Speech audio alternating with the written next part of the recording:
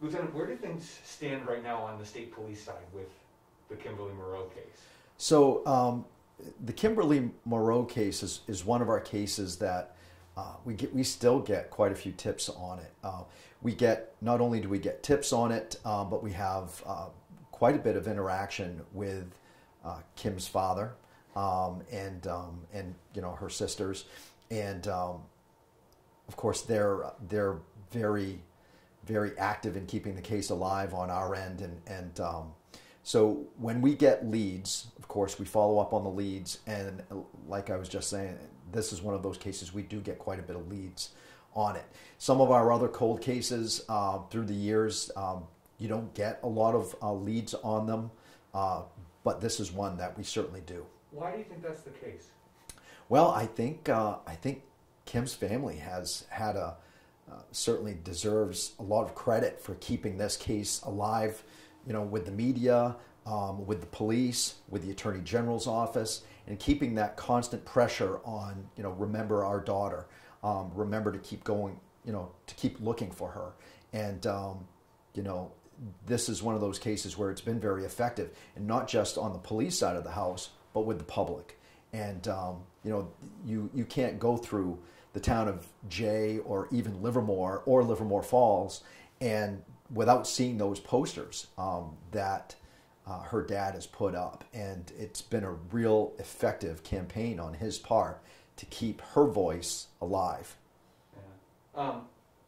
Kind of a nitty-gritty question for you here, and it's just because I want to make sure I understand. Her case is considered a missing persons case, right? It is a missing persons case. It's not an unsolved homicide. No, correct. Okay. Correct. Can you explain for people the difference there? Because Sure. I think a couple of things. One, I think police had indicated they believe there is, I hate the term foul play, but Suspicious. We'll call it suspicious circumstances, but okay, yes. Sure. Yes. So suspicious circumstances. Any indication of violence that would, I guess, explain the difference between why this is a missing persons case and not an unsolved homicide. Right. So with an unsolved homicide, usually you will have a crime scene, you'll have evidence, there'll be a body, there'll be a certain amount of, when you have the crime scene and evidence, usually you can, because of those circumstances, you can kind of figure out who was involved. And what were the circumstances surrounding that involvement, and backtrack from there. With missing persons cases, when the person goes missing, in my opinion, they represent the hardest cases that we have to solve, because they lack a body, they lack a crime scene. Most of the time when these cases come into the police by report, they're usually a little late, and it's not anybody's fault, but it might be that, my 20-year-old daughter, I haven't heard from her for a day. Well, I'll give her a couple of days, and then I'll reach back out. Maybe she's just not answering the phone. She might be busy. After a couple of days, you start to worry, and you probably start to worry that first day, but after a couple of days, it becomes a real problem, and you're thinking the worst. So you might reach out towards some of her friends. You might reach out to her roommates. Was she planning a cruise that she didn't tell anybody about? Did she meet somebody new on the internet? And I think in this day and age, you have a lot of those circumstances where something impromptu might come up. You might have a last minute meeting by somebody on social media. You might go out and have drinks with friends. Whereas years ago, I don't think it was as impromptu as it is now. But that's part of the reason why some of these cases, and missing persons in particular, are so difficult to solve. They don't have a crime scene. They don't have a body. We don't have the normal amount of evidence, and they usually come in a little late. So what makes police believe that there are suspicious circumstances around this case in particular? Well, I think, without getting too much into the details, I think surrounding this case in particular, you have the fact that she went missing. She was last seen by her family. Well, she was seen by her family that night. There was no indication that she was going to go on any trip. There was no indication that she was unhappy with her home life. There was no indication of anything to that extent that would lead anybody to believe that she just wandered away or was unhappy enough that she decided to go pick up and start a new life anywhere. That's preposterous when you think about it. So what are the other alternatives? The other alternatives are the people that she might have been with have had something to do with her demise or her being missing. Mm-hmm. Is that what state police thinks has happened right now? I think it's a pretty safe bet that this is a suspicious missing persons case, such to the extent that we're looking for her, most probably her remains. Gotcha. Yeah. I'm just going to change this up real quick.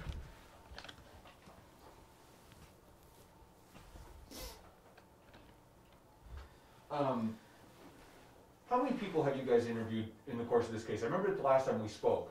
I mean, there's typically you guys will do about 100. Is it 60 to 100 interviews in a typical?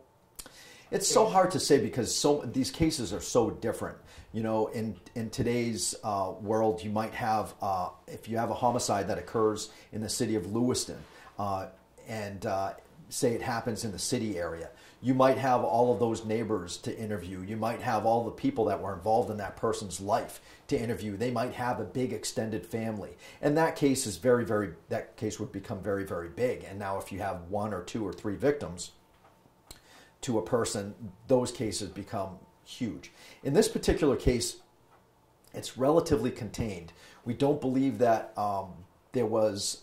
we don't believe that this case geographically expanded beyond a certain, central western Maine area. We don't believe that this case extends beyond a certain group of people.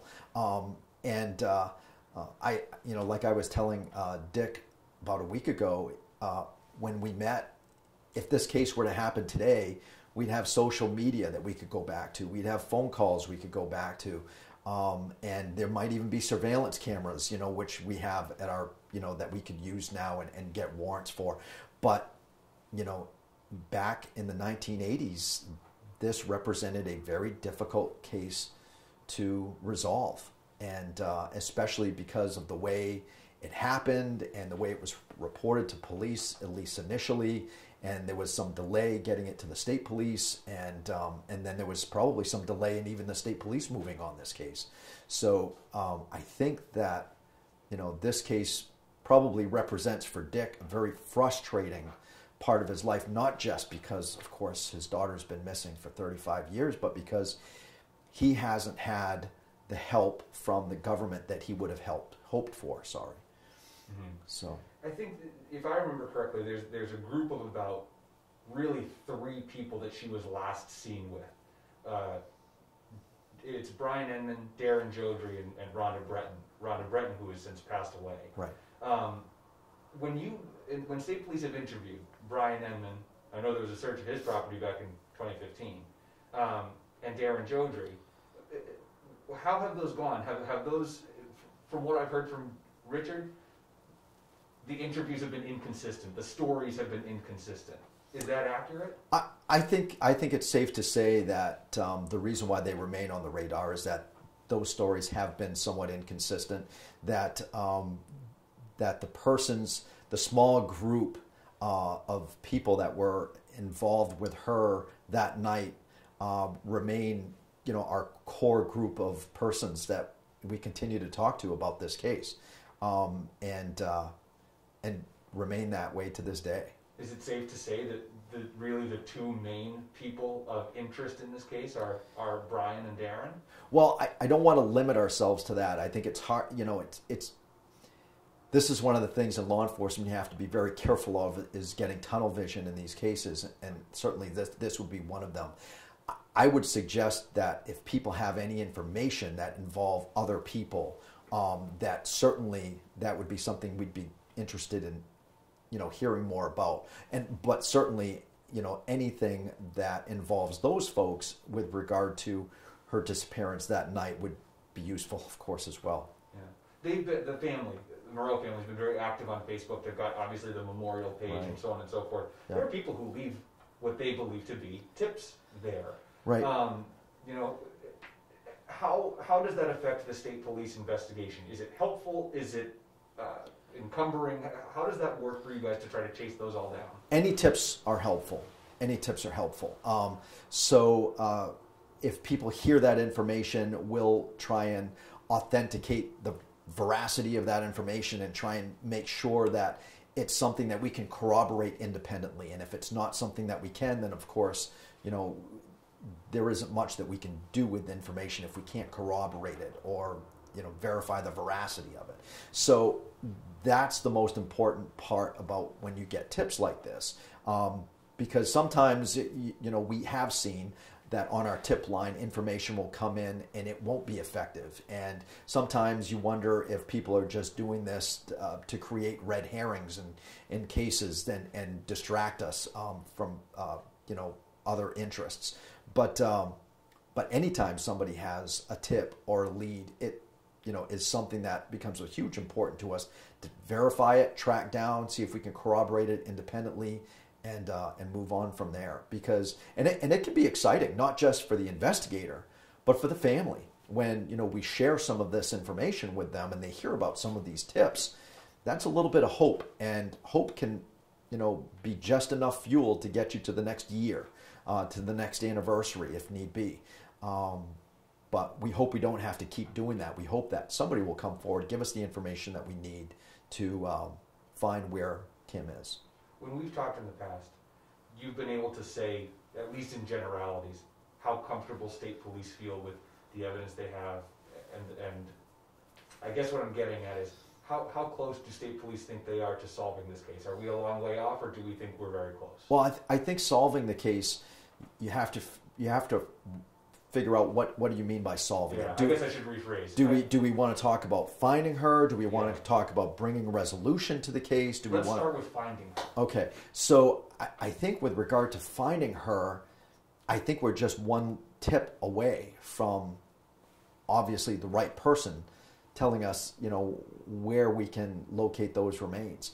And I think every year we go through this where we think that, okay, we have a good tip here. We're going to follow up on this. We have a good tip there. Let's, make a schedule to go follow up, over there at that place with either the cadaver canines or with a team of evidence technicians who are trained in looking for these types of, buried or scattered remains, if that's, the case that we're dealing with.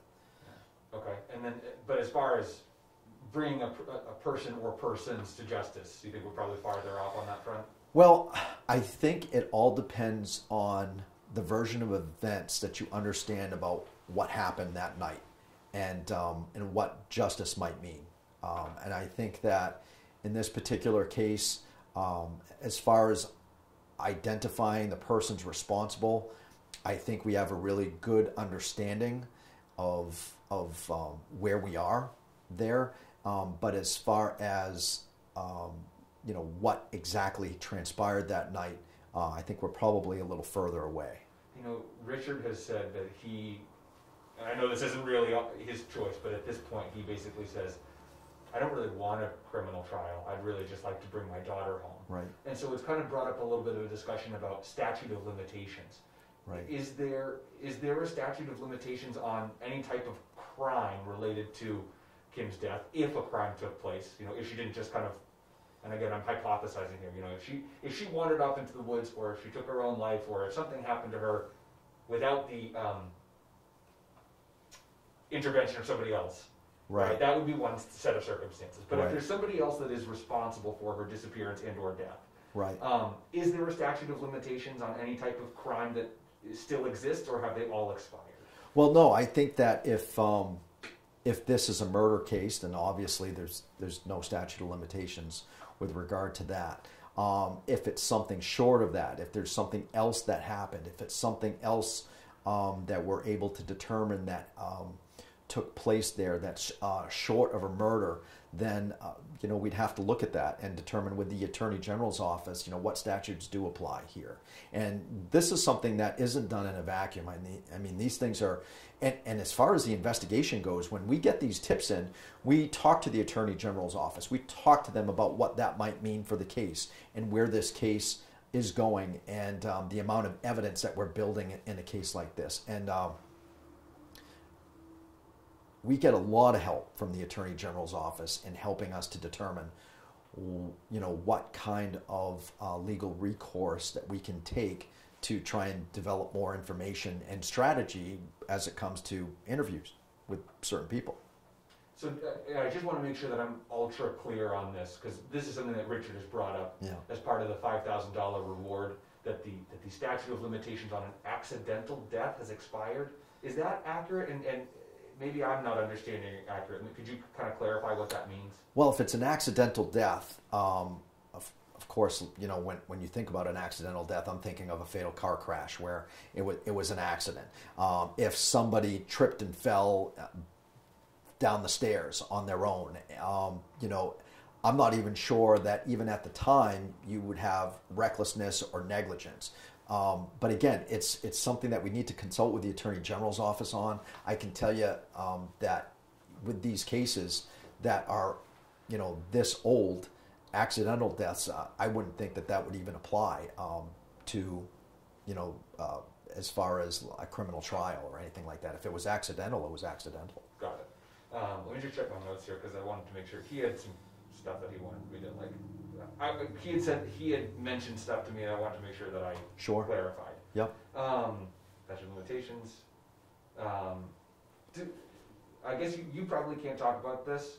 I could probably, based on our last conversation, but do state police have a hypothesis of what they think happened? I know that's kind of a yes or no question, so you could say yes or no, but I mean, so what? I think different investigators through the years have had different hypotheses about what happened here, who were involved, who the major players were, and I think that has varied from investigator to investigator, and that information changes over time as new information comes in.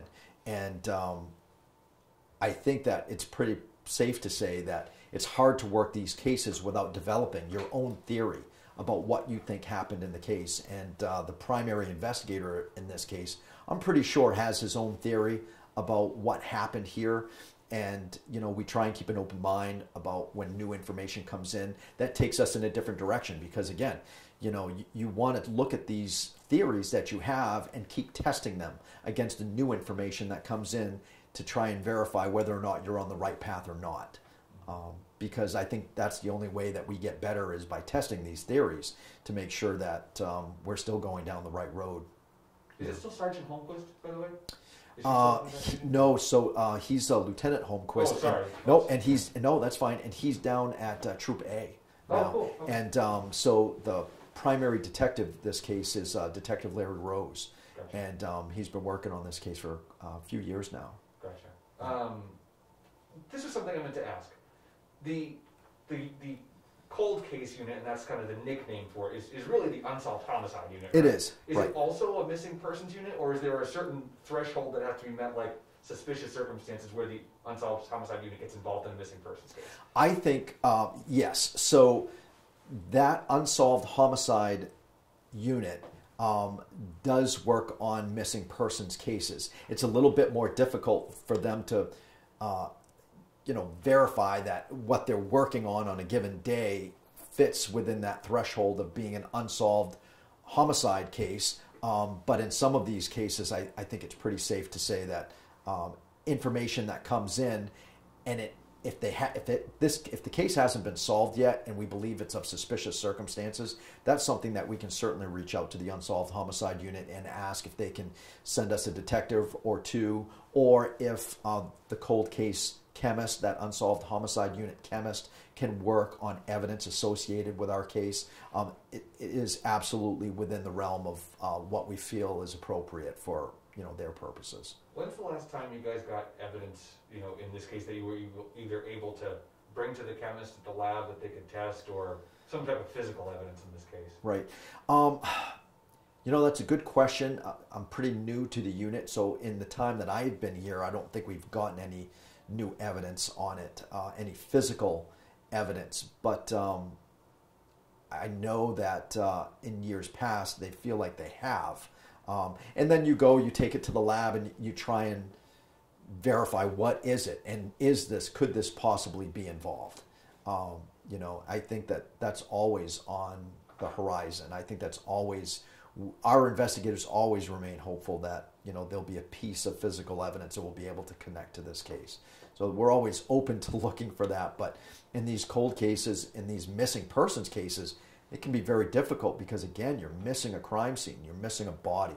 So those are the most critical pieces of where your physical evidence is going to originate. We talked briefly about how this case differs from one we might see today, surveillance cameras, social media, cell phones, etc. What are the other challenges trying to find a missing persons case that is now 35 years old? Well, I think back to some of my own experiences with missing persons cases where somebody has recently gone missing. It's pretty easy to look for, ground that's been recently disturbed. You don't have that in a case that's 35 years old. If you're looking across an area where you might hope to find buried remains, it's very likely that 30 years later you could have a tree growing right up over the top of where somebody might have, been buried. So that's not uncommon, and that makes it super difficult. That you have to rely on the dogs, you have to rely on good information to try and figure out, what might have happened here. Because cases that happen today, and when people go missing, we can always try and find some kind of trace of what might have happened by looking at the ground where we think a person might be. Not now. Not now. No, not after all these years. You've now had a chance to speak with Richard. Have you spoken with him in the past, or was that your first meeting with him? I've spoken with him by phone a couple of times, and ironically, the first time I spoke with him by phone, I introduced myself to him as somebody he hadn't met, but I had been working on his daughter's case for years, which is the truth. I had first worked on her case back in 2000, and I want to say maybe 9, maybe 2008, where we had gotten some leads and that had led evidence technicians to go up and search a particular area. And at the time, I was working on the evidence team, and the evidence team has been heavily involved in doing a lot of these searches over the years for Kim. That was just one of the circumstances in 2009. And then I remember in 2010 doing some more digging and excavation in certain areas where we had gotten tips and information about where Kim might be. So, yeah, I think, when I introduced myself to him, I introduced myself to him as somebody who had worked on his daughter's case, and that he probably didn't know me, but I certainly knew about her and knew a little bit about him. And I guess, you've had enough conversations with him by this point to know a little bit about how he feels about this whole case. Right. And knowing that, let me put it this way, because I've interviewed him several times now as well, over the past 6 years. It's, he's clearly somebody who is not really interested in pressing charges. He's not, well, that's a different story. Because he doesn't press charges, the state does, but what he wants is to bring his daughter home. He said that over and over and over again. Of course. I mean, you've dealt with these unsolved homicide and missing persons cases. When you think about somebody who's been gone for 35 years, yeah. A father who's been missing his daughter for 35 years, wondering what happened, staying awake at night. Yeah. What would you say to the people out? Jiggle your mouse real quick. Your background went away. Oh, sorry. Okay. What would you say to somebody who has that one tip that you guys need to finish this case? I would suggest to them that they clear their conscience, that they call us and call me, call Detective Rose, look to set up a meeting, and we can talk over what happened, try and get their version of events, and from that point, maybe allow them to have some semblance of a clear conscience after 35 years and give Dick what he's really been hoping for 35 years, and which is to see his really have his daughter back. Could they do this anonymously? I'm sorry? Could the person who gives you the tip, could it be anonymous? They certainly could. We would certainly the tip line that we have for the state police on our website can be done anonymously. So anonymous tips are certainly something that we take. And then Richard had mentioned there's some searches coming up. That's right. Is it 2, 3? At least I want to say there are a couple of days of searches, but I don't know that there's more than one or two places. Locations. Locations. Yeah. Do you know where and when at this point? Well, I can say Central Maine. Okay. Yeah, in the very near future. Okay. What have we not covered that you think we need to make sure we get out to the public? I think that's really good. I think that's really good. Cool. I Yeah. feel good too.